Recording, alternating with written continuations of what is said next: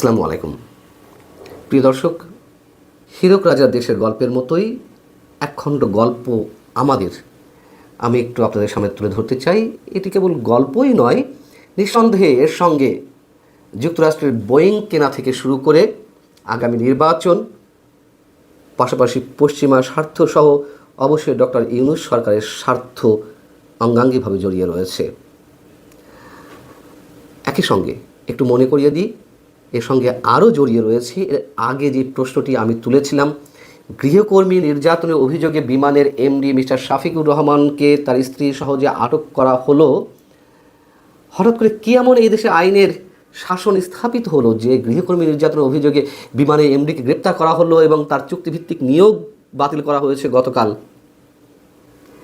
গৃহকর্মীকে যেভাবে নির্যাতন করা হয়েছে নিঃসন্দেহে সেটি অমানবিক যদি সত্য হয়ে থাকে, এবং অবশ্যই সেটির বিচার আমরা চাই। কিন্তু এই দেশে তো আমরা বড় বড় হত্যাকাণ্ডের সাথে জড়িত যারা, তাদেরকে আটক করা হচ্ছিল, প্রকৃত যারা হত্যাকারী, সেখানে গৃহকর্মী নির্যাতনের অভিযোগে বিমানের এমডিকে আটক করা হলো। যে ব্যক্তি কিনা সরকারের এত কাছের লোক, তার নিয়োগও হয়েছিল 2024-এর 5 আগস্ট আন্দোলনের বা অভ্যুত্থানের পরে, সম্ভবত অক্টোবরের দিকে।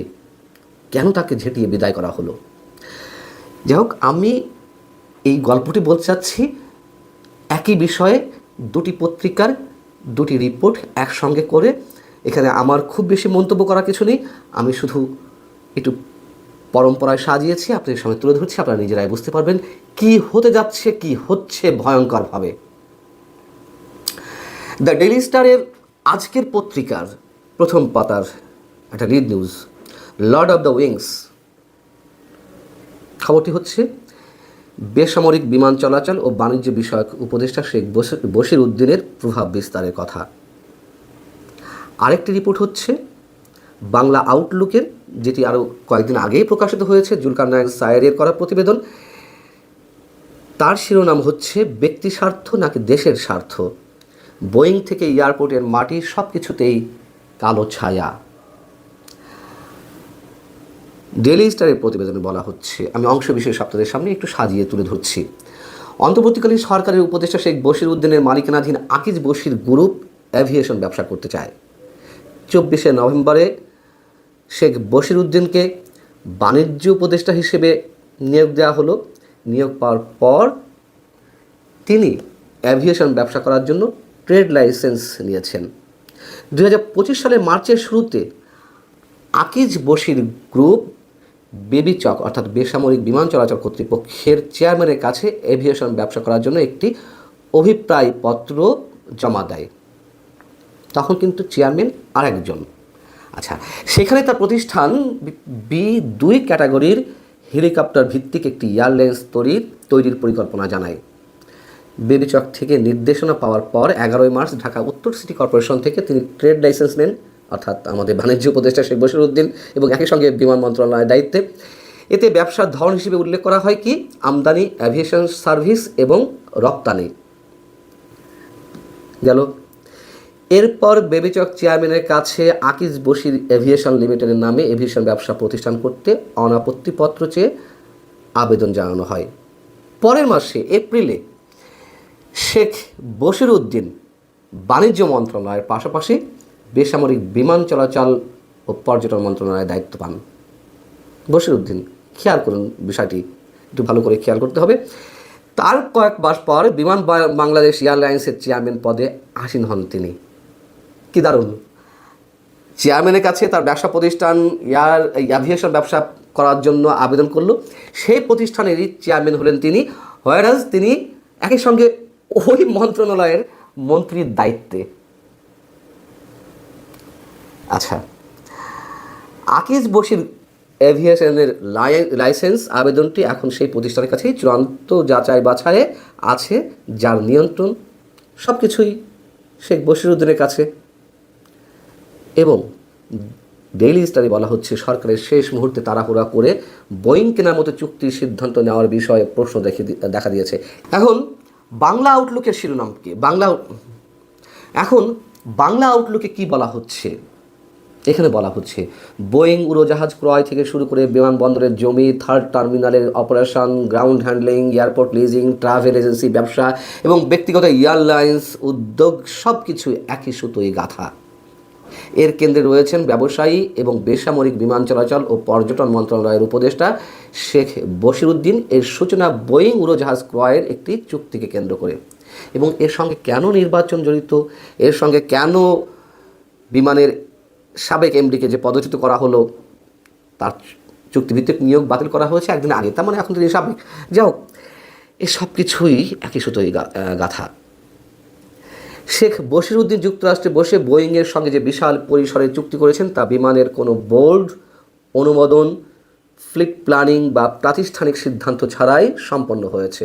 অথচ এই উড়োজাহাজগুলো পরিচালনার দায়িত্ব সম্পূর্ণভাবে রাষ্ট্রায়ত্ত বিমান বাংলাদেশ এয়ারলাইন্সের উপরেই পড়বে। ফলে প্রশ্ন উঠেছে, যেই প্রতিষ্ঠান বাস্তবে অপারেশন করবে তার সম্মতি বা সক্ষমতা যাচাই ছাড়াই কিভাবে এমন একটি বহু বিলিয়ন ডলারের অর্ডার প্লেস করা সম্ভব হলো এককভাবে শেখ বশিরউদ্দিনের পক্ষে? আরও গুরুতর বিষয় হলো, এই ধরনের চুক্তিতে রাষ্ট্রীয় ও সার্বভৌম গ্যারান্টি জড়িত থাকে। তাহলে বিমানের এমডিকে কেন তড়িঘড়ি করে গৃহকর্মী নির্যাতনের অভিযোগকে জড়িয়ে তাকে আটক করা হলো, তার চুক্তি বাতিল করা হলো? গুঞ্জন রয়েছে যে বিমানের এই এমডি মিস্টার শফিকুর রহমান তিনি বোয়িং কেনার পক্ষে একমত ছিলেন না কোনো কিছু যাচাই বাছাই ছাড়াই।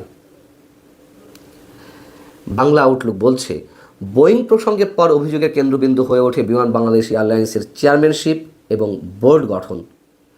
অভিযোগ অনুযায়ী দেশে ফিরে উপদেষ্টা হিসেবে থেকেই শেখ বশিরউদ্দিন বিমানের চেয়ারম্যান হন এবং সরকারের পরিবর্তনের ঠিক আগ মুহূর্তে বোর্ডে তার ঘনিষ্ঠদের অন্তর্ভুক্ত হয়।